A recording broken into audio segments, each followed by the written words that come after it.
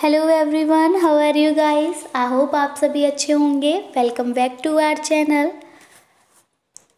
और आज मैं आपके लिए लेकर आई हूँ part 2 of acid rain. Part 1 अगर आपने नहीं देखा है तो वीडियो को वॉच कर लीजिए। उसमें हमने एसिड रेन क्या होता है, किन उसके होने के क्या कारण है और कैसे होता है उसका फॉर्मेशन बताया है।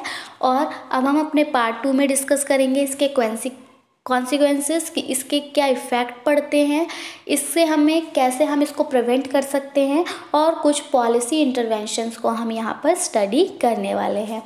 तो आप इस वीडियो को एंड तक देखिएगा, तभी आपको सारे टॉपिक्स अच्छे से क्लियर होंगे। और अगर अभी तक आपने हमारे चैनल को सब्सक्राइब नहीं किया है तो इसको सब्सक्राइब कर लें, साथ ही साथ बेल आइकन को भी प्रेस कर दें ताकि हम जब भी अपनी कोई न्यू वीडियो अपलोड करें तो उसका नोटिफिकेशन आपको मिल सके। तो चलिए आइए स्टार्ट करते हैं वीडियो को without wasting much more time. Okay, so let's start. आइए देखते हैं कि एसिड रेन होने की वजह से क्या प्रभाव पड़ता है, क्या इसके कॉन्सिक्वेंसेस होते हैं। तो क्या कॉन्सिक्वेंसेस होते हैं एसिड रेन होने से। सबसे पहले एक्वेटिक इकोसिस्टम पर गलत प्रभाव पड़ता है। ठीक है, एसिड रेन की वजह से इकोसिस्टम जो होता है, एक्वेटिक इकोसिस्टम, ये हार्म होता है। ह्यूमंस के हेल्थ पर इफ़ेक्ट पड़ता है इसका। प्लांट और ट्रीज़ पर इफ़ेक्ट पड़ता है। अभी हमने पार्ट 1 में जब एसिड रेन को स्टडी किया तब हमने वहाँ पर डायग्राम में देखा था कि जो प्लांट्स ट्रीज़ है वो डाई हो रहे हैं, किल हो रहे हैं ड्यू टू एसिड रेन। तो प्लांट्स और ट्रीज़ को भी ये अफेक्ट करता है। नेक्स्ट स्टोन बिल्डिंग्स को और मॉन्यूमेंट्स को करता है। तो अब हम सब ये देखते हैं कि इनको किस तरह से अफेक्ट करता है एसिड रेन, इनको किस किस तरह से अफेक्ट करता है, इसको आइए आगे देख लेते हैं। तो एसिड रेन क्या करती हैं। एसिड रेन मैंने अभी आपको बताया ही था कि वो जो सरफेस वाटर होता है, जब एसिड रेन होती है, जब बारिश होती है, अम्ल वर्षा होती है, उससे क्या होता है, जो सरफेस वाटर होता है, सतह का जो पानी होता है, उसकी पीएच वैल्यू जो होती है उसको चेंज कर देता है। तो इसकी वजह से क्या होता है, काफ़ी डैमेज होता है एक्वेटिक लाइफ में जो कि सरफेस वाटर में रह रहे थे। अब आपके माइंड में क्वेश्चन आ रहा होगा कि कैसे करता है। तो देखिए, जब अम्ल वर्षा होती है तो उससे मान लीजिए हम एक्वेटिक लाइफ की बात करें तो हम ओशियन ले लेते हैं। तो जब अम्ल वर्षा हो रही है तो जो समुद्र है उसका पानी जो है उसके पीएच वैल्यू में चेंज आ रहा है। उसके पीएच वैल्यू में चेंज आने से क्या होगा, वहाँ पर जो फाइटोप्लैंक्टॉन्स रहते हैं वो फाइटोप्लैंक्टॉन्स क्या होंगे, किल हो जाएंगे। फिर उन फाइटोप्लैंक्टॉन्स पर जो हमारी स्मॉल फिशेस या जो भी हमारी मरीन लाइफ डिपेंड कर रही थी वो भी, उनको भी जब खाने को नहीं मिलेगा तो उनको भी सर्वाइव में प्रॉब्लम आएगी। और जब ब्रीदिंग वगैरह करेंगी तो वो जो एसिडिक वाटर है वो उन्हें हार्म करेगा। तो क्या हो रहा है, इस तरह से बायोडाइवर्सिटी का लॉस होगा एक्वेटिक इकोसिस्टम में, क्योंकि अम्ल वर्षा होने की वजह से जो ओशियन का वाटर है उसका पीएच चेंज हो जाएगा, जो कि फाइटोप्लैंक्टॉन्स को किल कर सकता है और उन पर डिपेंड होने वाले मरीन लाइफ को भी रिड्यूस करेगा। नेक्स्ट देख लेते हैं बायोलॉजिकल और केमिकल प्रोसेस जो कि हमारी सॉइल के अंदर होती है। अब ये क्या है, सिर्फ पानी में होने की वजह से हम मतलब अभी हमने एक्वेटिक इकोसिस्टम का पढ़ लिया कि एक्वेटिक इकोसिस्टम को कैसे हार्म करती है एसिड रेन। अब हम जानेंगे कि जो हमारा प्लांट्स और ट्रीज़ हैं वो भी कैसे अफेक्ट होते हैं एसिड रेन की वजह से। तो देखिए, जब एसिड रेन होती है तो क्या होता है कि जो सॉइल होती है उसमें भी उसका पीएच बढ़ जाता है। ठीक है, जैसे हमने पढ़ा कि बायोलॉजिकल और केमिकल प्रोसेस जो कि सॉइल के अंदर होती हैं वो भी हैम्पर्ड होती हैं एसिड रेन के द्वारा, क्योंकि एसिडिटी जो है यानी कि जो पीएच है सॉइल का वो बढ़ जाता है। आप लोगों ने सॉइल एसिडिफिकेशन सुना होगा। तो सॉइल एसिडिक जब हो जाती है तो उस सॉइल में जो भी प्लांट ग्रो कर रहा है, उस जो भी वाटर वगैरह मिलेगा उस सॉइल के थ्रू से, जो भी मिनरल्स मिल रहे हैं, न्यूट्रिएंट्स मिल रहे हैं, वो उस प्लांट में भी जाएंगे और कहीं ना कहीं वो इस तरह से प्लांट्स को भी हार्म करेंगे। और दूसरा एक और लॉस होता है माइक्रोब्स का। ठीक है, जो माइक्रोब्स हमारे सॉइल में पाए जाते हैं वो सॉइल एसिडिफिकेशन होने की वजह से क्या होता है कि वो माइक्रोब्स एसिडिक कंडीशन को टॉलरेट नहीं कर पाते, एसिडिक एनवायरनमेंट को टॉलरेट नहीं कर पाते और वहाँ अपना अनुकूलन ना करने की वजह से क्या होता है, मर जाते हैं, क्योंकि पीएच जो है होता है वो चेंज हो जाता है, कम हो जाता है। नेक्स्ट हमने एक और रीज़न पढ़ा, एक और इफेक्ट पढ़ा था कि स्टोन बिल्डिंग्स और मॉन्यूमेंट्स पर भी एसिड रेन का प्रभाव पड़ता है। तो देखिए कैसे पड़ता है, आप सभी ताजमहल के बारे में बहुत अच्छे से जानते होंगे। जो ताजमहल है उसका रंग जो है वो थोड़ा सा येलो येलो पड़ रहा है, सभी जानते हैं। ये ऐसा क्यों हुआ है?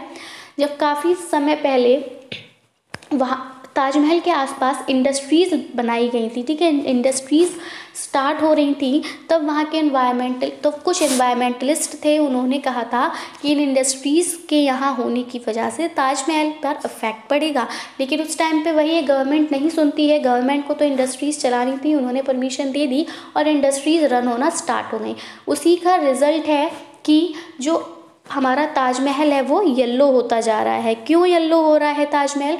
क्योंकि जो भी स्मोक निकलता है उन इंडस्ट्रीज से, उस स्मोक में सल्फ़र और नाइट्रोजन के ऑक्साइड्स मिलकर क्या करते हैं, वाटर के साथ रिएक्ट करते हुए सल्फ्यूरिक एसिड और नाइट्रिक एसिड बनाते हैं, जो जब अम्ल वर्षा होती है, एसिड रेन होती है, तो वो फॉल होता है उस ताजमहल पे और इस तरह से उसका जो कलर है वो येलो हो रहा है। इसका हम एक और एग्जांपल लेते हैं, स्टैचू ऑफ लिबर्टी आप सभी ने सुना होगा। तो स्टैचू ऑफ लिबर्टी का कलर इसी एसिड रेन की वजह से ग्रीन पड़ रहा है। तो ये जो एसिड रेन है ये मॉन्यूमेंट्स पर भी अफेक्ट डालती है, साथ ही साथ हमारी जो नॉर्मल बिल्डिंग्स होती हैं उन पर भी अफेक्ट करती है। अब आइए देख लेते हैं कि कैसे हम इस एसिड रेन को प्रिवेंट कर सकते हैं। तो हम प्रिकॉशंस ले सकते हैं एसिड रेन के अगेंस्ट, कि हम चेक करते रहें हमेशा कि किन किन ऑक्साइड्स का एमिशन हो रहा है, मतलब नाइट्रोजन और सल्फ़र के ऑक्साइड्स का जो एमिशन है उसको चेक कर लें कि किस मात्रा में हो रहा है, कितनी मात्रा में हो रहा है, उसको कम करने की कोशिश करें। डैमेज जो हो रहा है वाटर बॉडीज़ का उसको हम प्रिवेंट कर सकते हैं लाइम को ऐड करके, क्योंकि लाइम को जब हम ऐड करते हैं तो वो क्या करता है कि जो पीएच होता है उसको बेसिक कर देता है, मतलब पीएच बढ़ा देता है 7 से ज़्यादा, तो वहाँ पर वो बेसिक नेचर में आ जाता है। लेकिन ये लाइम को ऐड करने से नेचर तो बेसिक हो जाता है, बट ये थोड़ा कॉस्टली होता है, इसीलिए हर कोई इसको अफोर्ड नहीं कर सकता। Next, reducing the amount of emission of SO2। हम SO2 या फिर भाई यहाँ पर हम नाइट्रिक एसिड भी बोल सकते हैं, तो नाइट्रिक एसिड और SO2 का जो एमिशन है उसके अमाउंट को कम किया जा सकता है पावर प्लांट्स लगा के, ठीक है, कम फॉसिल फ्यूल्स को जलाकर, ठीक है। और जबकि हम फोकस कर सकते हैं दूसरी सोर्सेज पे, जैसे कि tidal wind, hydro power energy वगैरह हो गई, इनका हम यूज़ कर सकते हैं। ये क्या करेंगी, काफ़ी कुछ अच्छा करेंगी एसिड रेन को कम करने में, ठीक है। तो यहाँ पे बोला गया है कि इनके एमिशन को रोकने के लिए हम नेचुरल सोर्सेज की तरफ बढ़ सकते हैं।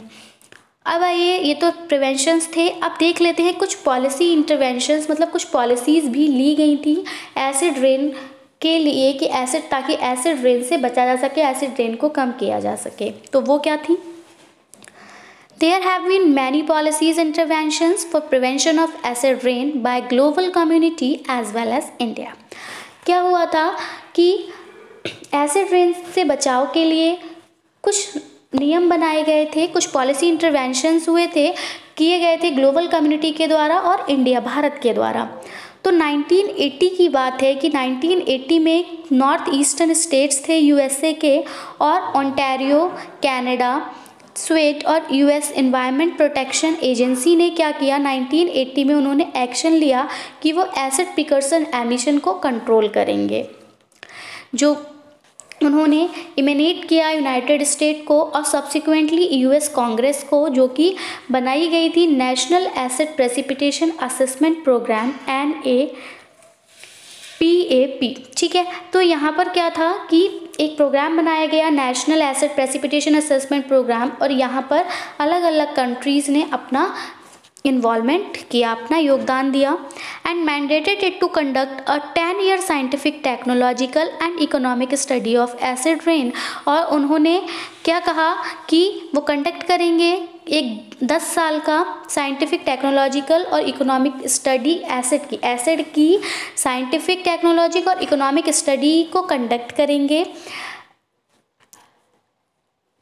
मेनान्स under the acid precipitation act of 1980, ठीक है। 1980 प्रेसिपिटेशन एक्ट के तहत वो हर 10 साल का पूरा एक वो बनाएंगे कि कितनी एसिड रेन, मतलब अगर उन्होंने मेज़र किया कि एक दिन में अगर कभी एसिड रेन हो रही है साल भर में, तो उसका कितना उसका नुकसान हो रहा है, कितने एमिशन की वजह से एसिड रेन हो रही है, तो उस एमिशन को इस तरह से कंट्रोल किया जाएगा। तो ये थी हमारी topic acid rain. I hope आप सभी को एसिड रेन समझ में आया होगा and it's quite clear to you. तो अब अगर अभी तक आप अभी वही सेम थिंग आपने फर्स्ट वीडियो नहीं देखी तो फर्स्ट वीडियो ज़रूर देख लीजिएगा, तभी आपको इसके बारे में नॉलेज होगी। तो अगर आपको वीडियो पसंद आया हो तो इसको लाइक शेयर और सब्सक्राइब करना बिल्कुल ना भूलें, क्योंकि आपके एक लाइक से हमें मोटिवेशन मिलता है and together we can make a huge difference. So that's all from my side. I'll be coming back with some new updates, new topics. Till then, take care and bye-bye. Thanks. Have a nice day.